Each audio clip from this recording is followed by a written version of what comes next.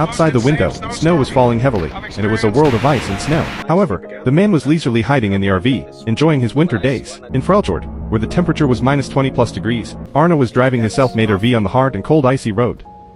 Since the weather forecast showed that a snowstorm was coming, for safety reasons, he decided to stay temporarily in this snowfield. To deal with the harsh weather, Arno had already pasted thermal insulation cotton early, transforming the inside of the RV into a warm little nest. The equipment inside the vehicle was all-inclusive, making it easy to handle both life and work. The fatigue of the journey quickly drove him back into the car, and he got into the comfortable quilt and fell asleep peacefully. Early the next morning, the snowstorm arrived as expected. The biting crosswind, carrying dense snowflakes, was blowing at a speed of 60 miles per hour. Waking up, Arno lit the kitchen stove in the RV, and first boiled a pot of hot water for himself, making a cup of rich, hot coffee. Looking through the window at the raging snowstorm outside, he was surprisingly relaxed. Although it was bitterly cold outside, the heating inside the car was sufficient. He was only wearing a short-sleeved shirt, and couldn't feel the chill of -20+degrees at all. In the afternoon, the storm grew even fiercer. Even the RV parked in the snow could feel obvious shaking. But all of this was already expected by Arno. He leisurely completed his daily video editing work in the car, taking sips of hot drinks from time to time, enjoying this rare tranquility. Soon, he received the news that the roads were closed, and he couldn't leave this snow-covered forest for the time being. Facing this situation,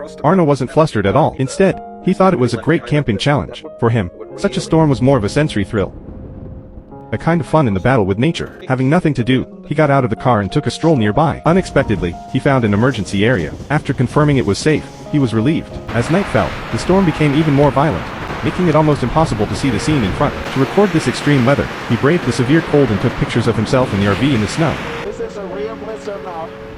This is the strongest one.